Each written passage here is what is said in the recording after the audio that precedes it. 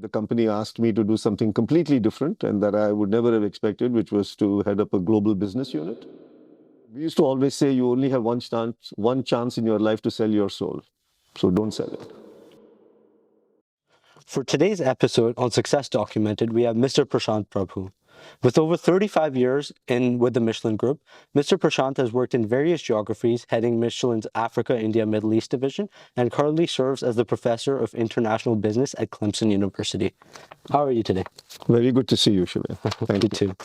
So, starting off, I usually do research for most of my podcasts, all of them, in fact, and you're not on a single social media platform. Could you tell us a little bit about that? So I think the first thing is my generation is probably not as much on social media, but I will confess to the fact that when I was retiring, I was told to go on LinkedIn because it would provide a source of opportunities to sort of leverage anything that I may have done during my career. And I very quickly found out that I was inundated with messages and it was consuming too much time. And so I shut that account down, which was a very difficult thing to do. And have not really needed to be on social media. Maybe I can help you set up a LinkedIn account. That would be cool. No, because I could only find a couple articles on you, one by Clemson, I think, nothing much more than that. And I think your work should be out there for people to see. What do you think? Well, so I think the generational shift that we are experiencing is one where when my generation came into the workforce, it was a very private. The notoriety was not really that important, and notoriety was very limited to people who actually ended up in very senior C-suite positions and so on and so forth. In fact, when we started out at Michelin, we didn't even have business cards and we didn't even have titles. Oh, wow. And we were a very secretive company. And we got Americans used to that. That a French company would do that in France could be understood. But for a French company to come to the US and convince a lot of American hires that it was okay to not have business cards or not aspire to have titles was a very significant thing. And by the end of my career, everybody had titles and everybody had business cards, including with their emails on it and mobile phones and all that. So I think a part of it is never having needed it to do anything other than what you were supposed to do. The satisfaction was really doing what you were doing rather than having other people know what you were doing. Yeah. Nowadays, it's the opposite, I feel. Like people write McKinsey and Company on their LinkedIn, their statement. So that's the first thing you see. But that was the opposite in your time. And what I've not understood is when people are on social media, I've never understood whether it is because they want to promote themselves or they want to attract other people to talk to them. And that's been very ambiguous to me. Yeah. Okay, so you told us about Michelin briefly. You were in Michelin for about 35 years, Yes. Which is quite long. Could you tell us about how you grew with the company, how the company grew generally? Yeah, so I spent my entire working career at Michelin. And we used to say at that time that, we have one employer, but we have multiple jobs during a career. And so I started out in R&D after finishing grad school in the US, spent 23 years in R&D out of the 35, so which is at least a good 2/3 of the career. And I spent it on both sides of the Atlantic, managing different organizations from an R&D point of view. And I changed jobs. Even within that, I was changing assignments, I would say, every 2 to 3 years of one kind or another. And so it's very possible under those circumstances to stay with one employer and have renewal because you have different work opportunities or different assignments that you get. And it was only after having finished all those or having sort of done 23 years that the company asked me to do something completely different and that I would never have expected, which was to head up a global business unit. Which had everything from R&D to manufacturing to marketing and sales, supply chain, finance, and so on and so forth. So did that for 5 years, and then I had a mission to set up a factory for Michelin in India, which I did initially from Singapore as part of the Asia Pacific geography, and then Africa, India, Middle East, when that geography was created. And I concluded my career in helping the CEO set up what was a global incubator program. And that incubator program was really a recognition by the CEO that Michelin, in addition to being a tire company, had developed a lot of technologies that are sort of adjacent to tires and that could have applications outside of the tires, but in the broader field of mobility, which is what Michelin wanted to do. And so he asked me to see if I could first corral all these different ideas that were spread out across the company into one group, give it some meaning in terms of why should we do this technology, and so make some choices, and then make proposals as to what to do. So we did that over a period of 2 years and essentially set up the program to be executed at the time that soon after I retired. And what has that done for Michelin from? So Michelin actually used, I would say, a large part of that to start a process of sort of, I wouldn't call it diversification, but adjacency. So working in areas that use rubber products, but are not necessarily pneumatic tires. So it could be rubber tracks, it could be mobility services to consumers. Today, a lot of it is sustainability and recycling. So, how do you take rubber and break it back down and then be able to use it? So it's those kinds of things. And I think that is driven more by how industry as a whole is evolving and what the expectations are for manufacturing companies to be able to do beyond just the product that they make and sell. And it's kind of like a startup within an organization. It is. And there must be a bunch of challenges that came along with it in terms of both pitching the idea to the CEO, getting him on board, and then executing it. What was that like? So that is a really at the heart of any organization that wants to start developing adjacencies to their business and go as far as diversification. There are really two schools of thought. There is one school of thought that says you should hive off the incubator or whatever that initiative is, fund it and keep it separate from the main organization. And there's another that says keep it inside the organization and grow both. There are pros and cons to both, but the ones that I have seen that have been more successful, at least initially, are the ones that were hived away. Because and hived away, but reporting to the CEO, because anytime it is within the same organization, it is competing for the same resources. And if you have a choice between adding capacity to an existing tire plant or spending money on a new initiative that you have on which the return on investment is not as easily defined as adding more capacity, the legacy businesses continue to draw resources, and you then starve these opportunities. If you put it outside, at least until such time as it achieves some critical mass and it has the possibility of actually proving out some results, then bring it back inside. That is probably a better model. And the companies that have been successful, I mean, if you look at Google Ventures or any of the pharma companies that have their own venture arms and so on, those models are a lot more successful. That makes sense. And now going from your career specifically in Michelin to what you've learned along the way, from my experience talking to you, you're a really good communicator. And I think communication ends a lot of problems before they begin. What are your maybe 2 or 3 tips on communicating clearly and concisely? So I think you captured it in the way you've asked the question. I think the most important thing in communication, the two things. So the first is to be clear, and clarity is really very, very important. And clarity can be understood as saying either expressing very clearly what you want the organization to do. And the flip side of that is the other part of communication, which is listening. And I think if you listen more than you talk, you are probably a better communicator. And the reason simply is that if you look at any organization as a pyramid, and you are at the top of the pyramid as the leader of that organization, you have to recognize that there is one you and there are a lot of other people in the organization. And as soon as you express an idea or you agree that you're going to develop an idea, there are going to be many more people who will have many more ideas about how that can be moved forward than you alone could have.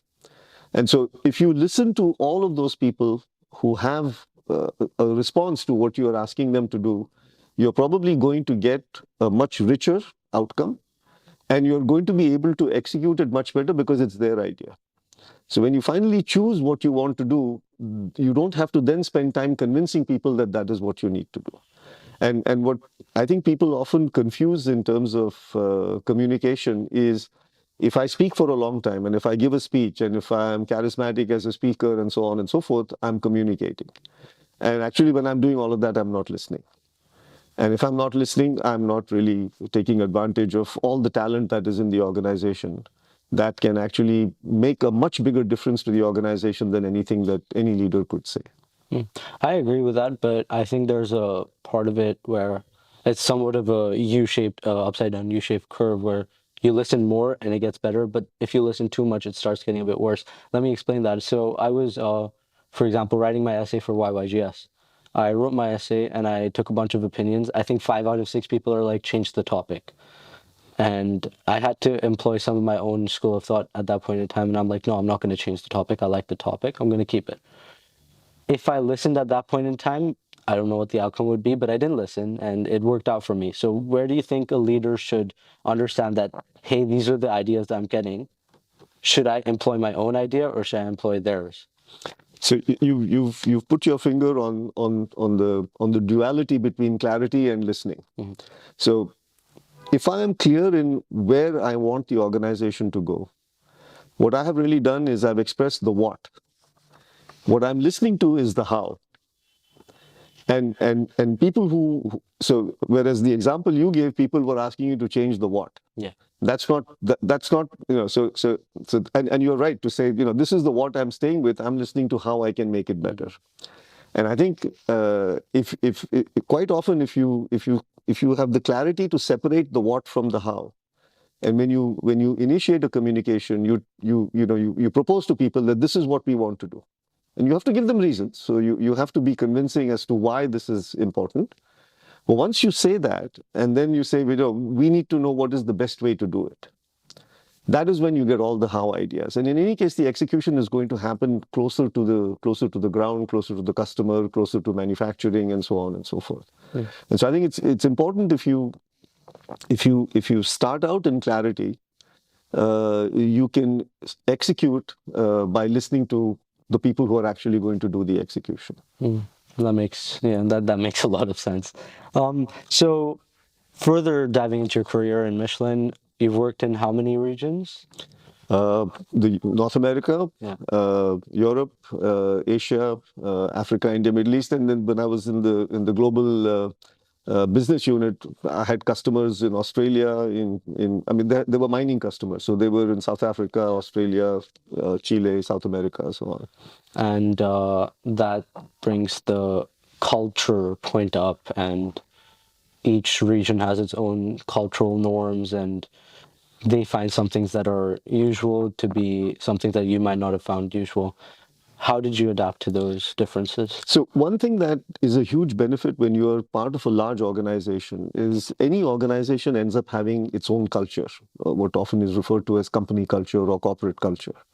And the assumption that I would make is that corporate culture has already been put in place. Now, the only place where I would say in my career that I had to actually participate in doing that was in the last assignment when we did Africa, India, Middle East, and actually set up a new office in Dubai, and we hired people that had never been Michelin employees before. But everywhere else that I worked prior to that, I walked into offices that had existed, that in which my predecessors had done what needed to be done to instill the Michelin culture in place. So when you have that commonality of a corporate culture, then the task you have when you're looking at different geographies is to understand how the local culture fits with the company culture. And understand that, because not every local culture interprets company culture exactly the same way. And so you need to first spend time, once again, observing and listening to see how people react to these kinds of things. And it's relatively simple things like, how respectful are, your corporate culture may have a certain kind of respectfulness. Is that the same thing that is displayed in every country that you have an office in? Is it exactly the same way in every market that you go to? Do you talk to customers the same way in the same markets? And I think it's important to make that distinction because ultimately what you're selling to a customer is not just a product or a service, but you're also selling your company culture. And it's really important for you as a leader to understand how that company culture is going to be sold. The product and service, because people are trained in how to sell a tire if that's what you're selling. But how you're selling the company culture becomes really important. I'll give you a small example. I was at a mine in Australia where the largest tires, these giant 63-inch mining tires, had been quote unquote destroyed because the truck ran over a rock and the tire probably had delivered maybe 10 or 15 hours when it should be capable of delivering more than 2,000. And I saw that, and when a tire fails in a mine, they typically ask you to compensate them, and they were not asking for it because they had done something wrong. And so when I insisted on actually seeing the tire and going and talking to the maintenance manager. And my colleague from Australia explained to him that, he's insisting on seeing the tire and he's insisting on talking to you and all that. And I told him, I said, it took us more hours to make this tire. It was made in the US. It took us more hours to ship it. And you've destroyed it in 10 hours. If this is the way you treat product that our people make, I don't think we should be selling tires to you. And he looked at my colleague from Australia and he says, can he do that? And he said, well, he runs this product line. He can do anything that he damn well pleases. And he said, but, you can't do that. And I said, no, I can. You are not respecting the people that made this product for you. Yeah. And I cannot, because I go back to the plants and I have to tell them how their tires are performing. And when they find out that this tire was destroyed in 10 hours, they will look at me and say, why are we working so hard if this is how the customer uses it? And so he said, what can I do? I said, we have a program where, my colleague can help you, ensure that your mine roads are correct, your trucks are weighing the right, are not overloaded and so on. And so it's the Australian summer. So I was there, I think, in January or February. And that European summer, he was on a holiday in Europe. He came to see us. He sent me photographs every month of how clean his mine was. and we didn't need to, and we used that to convince other people that is what they needed to do. Yeah, that's amazing. And you touched upon corporate culture there. In a conversation I had with Mr. Ranganathota on one of my first episodes, he talked about in one of his initial corporate jobs, the culture was just amazing. People went there because they wanted to work rather than went there for their salary. What do you think are essential parts of having a healthy and productive corporate culture? So, I mean, at Michelin, we had a few company values that were really very simple, and it started with respect for the customer, respect for people, respect for the facts, and then we added respect for stakeholders and respect for the environment as time went by. But the first three that I encountered when I came to the company were those first three. And there always was at the back of everyone's mind, everyone said, but the product that we make is the most sacred thing that we do. And so we would constantly say, oh, and we also respect our product. And people would say, no. Your customer has to respect your product. You have to respect the people, you have to respect your customer, and you have to respect the facts. And I think these are very simple things and these are fairly universal. And I think if you can ensure that leaders in an organization always uphold these values at a difficult time in any conversation, you send the message that this is important. You send the message that this kind of behavior is the appropriate behavior. I mean, to give you a simple example in R&D, today you read about people falsifying data. Publishing, papers in prestigious journals that they have to retract because of experimental either errors or mistakes they made, willingly or unwillingly, but poor data management. And I mean, the number of times in R&D where you have a hypothesis, you are really keen on getting a successful result, and it doesn't turn out that way, happens more often than you might imagine. And to have the courage to say, my thesis advisor often used to say when we had ideas that didn't pan out, he says, one more Nobel Prize idea down the drain. Yeah. So I think you have to have the humility to accept the facts the way they are, even if they are unpleasant, because you know that the strength that you will get from respecting those facts will eventually lead you to the success that you're looking for. But trying to find a shortcut or forcing the issue is not going to help. And at that point, you have to be able to tell everyone in the organization. You may have made a commitment that you will launch a product at a certain date, and then your results do not enable you to support that, and you have to be supported because you are going to you're going to miss a launch date. So I think and it's really very small behaviors that percolate through the company. All it takes is once where someone does not respect the facts and you've destroyed the culture. So yeah, I mean, we used to always say you only have one chance in your life to sell your soul. So don't sell it. Wow, that's a good one. That's deep. Yeah, and talking about respect for the product, you worked in R&D for 23 years, which is sizable.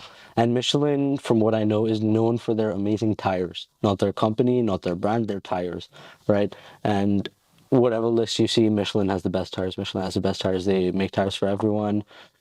What did you do to consistently develop the quality of tires that you were producing in the R&D unit? How did you work on that? So a tire is a very unusual product in the sense that it's everywhere and it's completely not understood by all the consumers. Yeah. And there is this expression of kicking the tires. Yeah. So when someone goes to buy a tire, they really don't know what they're getting, and so you have to first design and it's first and foremost, a tire is a safety device. Yeah. It's the only thing that is between you and the road when you're driving, whether it's a truck or a car or any other vehicle, and if it fails, that can be catastrophic. So you have to keep in mind that you're responsible for a safety device, and so you have to prepare it with enough redundancies that it will overcome the most abusive environment it might encounter. Not willingly, but it can happen. So you're driving. Of course. Yeah, I mean when you're driving in mines on off-road applications, there are rocks all over the place. So I think you have to keep that in mind. And so when you're designing and developing a product like that, you have to build in the redundancies. Now that can be expensive. But then if you do it well enough and you have safety factors in your product that ensure that your product will survive the worst environments that it might be exposed to, that's how you get the reputation.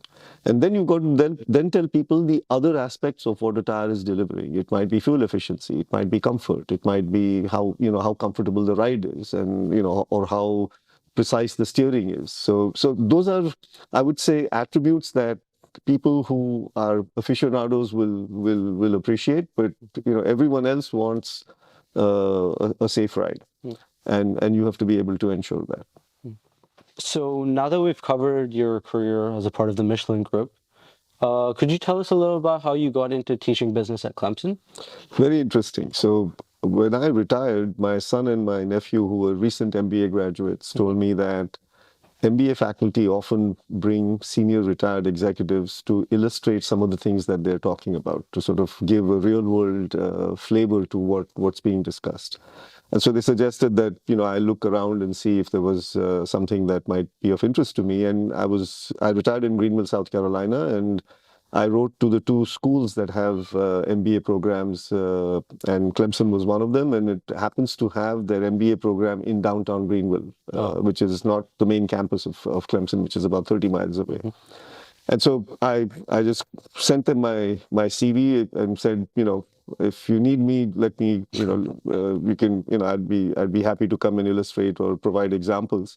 And so the program director called me and we spoke, and they looked at my CV and they said, we really don't have a course on international business, and your CV reads like it could be one. And so they said, can you create a course on international business? And I said, how does one create a course? I have no idea. Yeah. And so they said, well, think about it. And they wanted it to be taught by case studies. And so they asked me to sort of think about, and there are 15 weeks in a semester, so you need 15 sessions. And so I just drew an outline of, what would you have to, of all the steps that you would take if you were to start something, what is the first step you would take and how you would go execute that. And which is really what I did towards the end of my career when I was setting up the Michelin plant in India. So it's, talking, understanding the market, talking to regulators, positioning your product in the market, setting up the supply chains, getting the talent, and then setting up the organization. And so I showed them that, and they said, that's fine. And they gave me a subscription to Harvard Business Publishing, which has a case library of cases from all over the world. And then I, searched by keywords for all of these things that I mentioned, the marketing, the supply chain and all, and looked for cases that described scenarios that were very similar to the ones I had actually experienced. Because I felt that I had to put all of my biases into the course. That's the only way I could teach it. And so I was looking for cases, and obviously there wasn't any case on Michelin, but I'm looking for all the cases that would talk about things that I could relate to and then I could develop. Did that and took about 6 months to put that course together, and then taught it in the fall semester. And I had one of my colleagues at Clemson sit in one of my classes to tell me if the way it was being taught was appropriate, because it's really difficult sometimes to get people to engage in a case discussion. And so that's what I started doing. And at universities, every class that you teach, the students are required to evaluate the class. And so you get feedback from students at the end of every semester on, how well was, and there's a standard set of questions, and you get to see how your class was rated versus the classes in the department versus the classes in the university. So you know how it's positioned. And of course, if students have a lot of complaint, they come and tell you.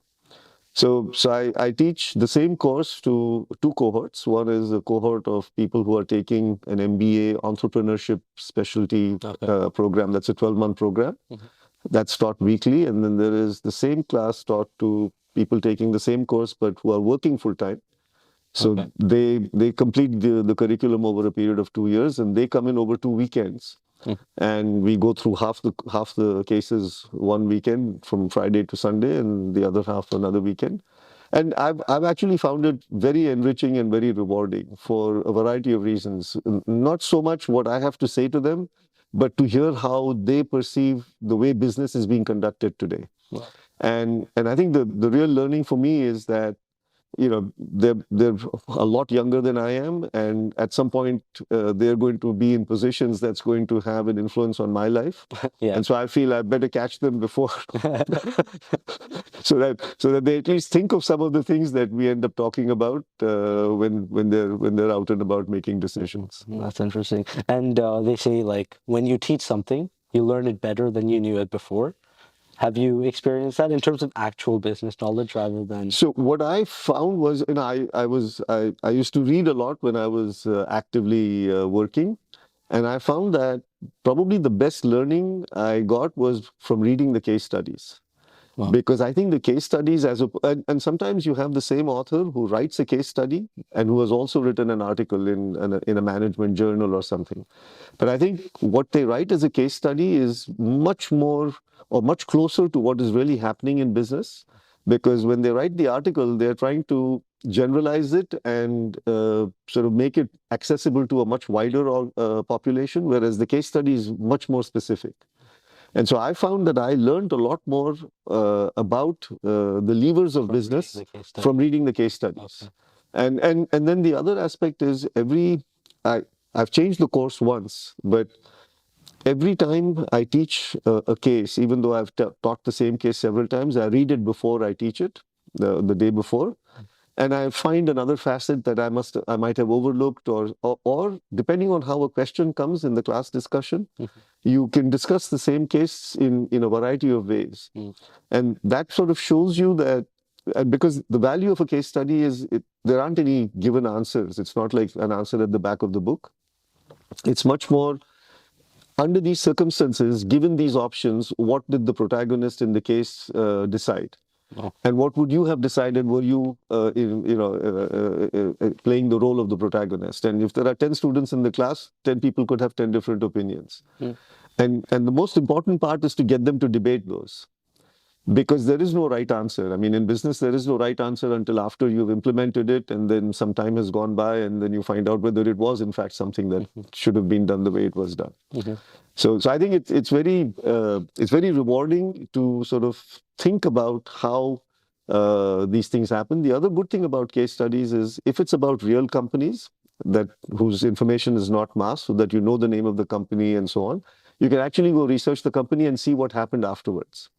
And how the case study played out. And how whatever the problem was that is framed at in the case study, how it actually played out. Yeah. So one of the cases I've had in my course is a case on Hire as a company that sort of bought consumer goods to India, and we know how that has played out. So you can actually go back and see how Hire has done in India after the case finishes. That's interesting. And I think you take a very interactive kind of way to teach your course. And on top of that, I think since you're a business professional, you always have your bias or your opinion that could be brought into it. I think India somewhat lacks that to some extent. So like these are the formulas, this is the content, you learn it, you give the exam, you get a good score, and then you go into the corporate, which is kind of the opposite of what you've been talking about.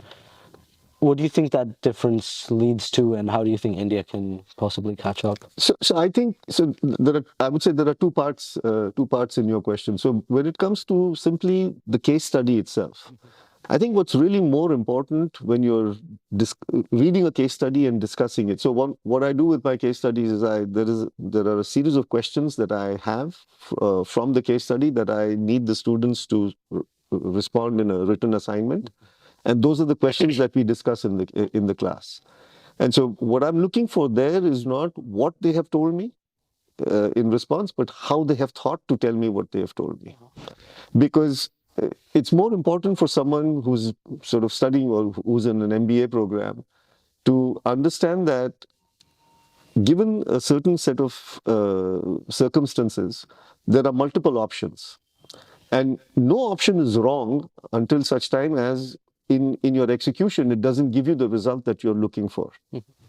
And so if you're convinced that you want to take those options and go down a certain path, the more important thing is how are you going to ensure that that is going to be successful?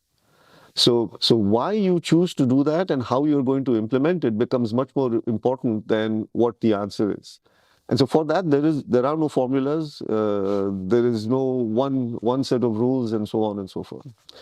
So the other part, I think, in your question is, I tell the students that what I look for is discussion and debate. So participation to me is more important.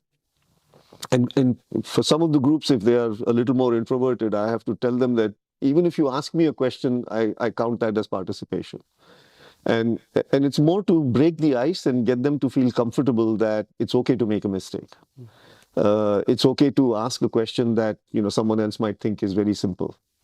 And I think historically in the Indian context, and I don't know how education is sort of conducted today in India, but from the time that I studied here, the education system was one where there was only one answer to one problem, and you needed to get it right to go ahead. And that is okay when it is a problem that is, let's say, in mathematics or in physics or in chemistry and something like that. But when it is something where the outcomes are not known, there cannot be just one answer. So I think it's really important to make that distinction and actually let the creativity of the individual express itself. Yep, I agree. And I saw this brilliant video online on YouTube. I'm not sure if you've seen it. There's this African-American teacher at Harvard Business School talking about a case study where there's a mining company owned by an American organization and someone died. Should they close it or should they keep it open? And there was like 60 people in the class. Everyone got to say their opinion and why and how they thought about it to come to that result. And I think that has a lot more education than understanding operations for 2 months and memorizing it and writing on a paper. So I think that's an approach that maybe India has to lean towards a bit more. And I think it's really part of a package, because I think that becomes much more important if that is how people are actually going to work in business. So, I mean, in the places where I worked, when we had business problems, we didn't know what the answer was until we actually did something. Whether it was in R&D and we knew what the project was and what performance we needed to achieve, and whether we didn't know whether we would achieve that, or in either the geographies or the product line that I worked in, until you actually executed, you didn't really know. So I think the real difference is being able to imagine the options and then choose the one that you are going to take forward. And then, quite often people have often, you've probably seen these quotations where people say strategy is execution. It's not what you think, it's what you do. So who knows? And this might be a bit personal, but has teaching given you a sense of purpose? So I feel that one of the reasons that I wanted to do something was South Carolina as a state has been home to me for close to 40 plus years, and that's where I had my children, where they graduated from high school, and so the state has been very good to me, and I felt I needed to give something back to them, and I thought that this was a good way to do it. So I think it's important, after you've had a corporate career like I have, to think about how you were able to achieve that, and who do you owe it to, and I think that was one of them, and it's really a lot of fun, actually. I don't feel like it's not like a duty.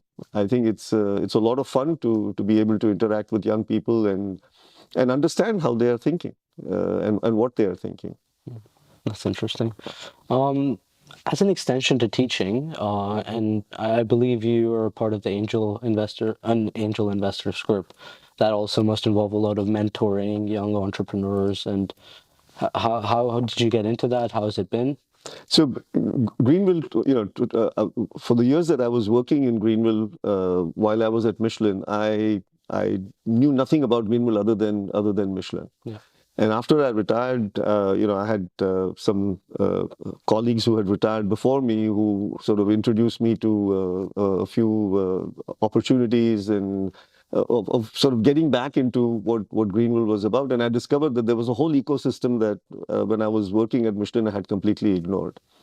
And one of them was a mentoring group where they would receive entrepreneurs who applied to have a group of mentors mentor them.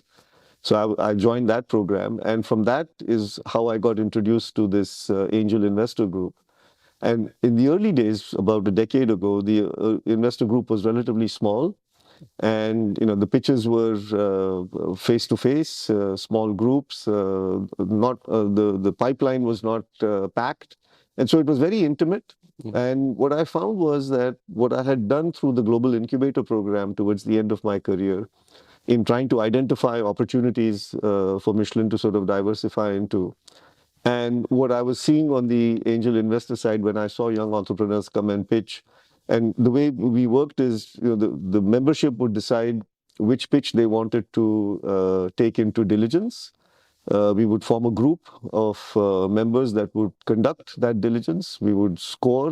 We had a scoring table, and then we would recommend investment to the membership, and that's how it grew. And what I concluded after doing that, sort of after participating in that for a while, I equated that to what I call 21st century philanthropy. So, philanthropy, let's say in the 20th century, was, you gave money to charitable causes. And charitable causes did what they had said they would do with the donations you made or the contributions you made. In an angel investor or an angel investment, if you simply look at it from a financial point of view, the chances of a return on that investment are extremely small. You have the pyramid of 10,000 companies, 10,000 ideas, 1,000 companies, maybe 100 get to the seed stage. They get 10 get VC funding and one succeeds, something like that. Wow. So if it's that, and you want to do it, why would you want to do it? So you would want to do it because if you encourage someone who has an idea and you fund it, you're making a commitment. So it's not simply words. You're actually putting your money where your mouth is. and you don't expect a return. So when you make a charitable contribution, you expect no return. You make a contribution, you make an investment here, you might not expect a return. If you get one, that's great. But if you don't, you have helped someone try to grow an idea. That person has probably employed a few people. And if you look at the statistics, the number of jobs created by small businesses far exceed the number of jobs created by large corporations. So, so at the level of a community like Greenville, which is about 300 to 400,000 population and so on and so forth, to be able to do that is a way to stimulate those kinds of ideas. We live in a very attractive part of the state and the country. The cost of living is a lot lower, so it's a lot easier to attract startups to come and start up there. The hurdles for them are much lower, and if they succeed and they go on to bigger and better things, you get a return, and they've created jobs, and it's really, there is no downside to that. So if you approach it, at least in my mind, I approach it as 21st century philanthropy. I can choose. I can give to a charitable cause where I don't expect any return, or I can give to a startup and help the startup if it needs any help. Hmm. And would you like to tell us about some of your contributions? So I mean, so our group has now grown. We've now grown far beyond the small community that we started, and we are now one of the 10 top angel investor Oh, groups wow. in the country. Okay. And we have a pipeline that is really quite full. So we've acquired a reputation through either the diligence we do and all that. And so we've had sort of companies that have exited and have had exits and have had successful financial exits. And then we've had companies that have had to shut down. Or there are companies that are sort of striving in our portfolio. There are those that are surviving. And I mean, they're at all stages of of what a startup ultimately goes through. Mhm. So to me, the more important thing there is to keep the ecosystem alive and to ensure that if they need any help, they can, they know that they can get it. How do you think the younger generation can achieve success both in personal mastery and in their role, whether it be as the leader of a business or as a part of a business or an organization?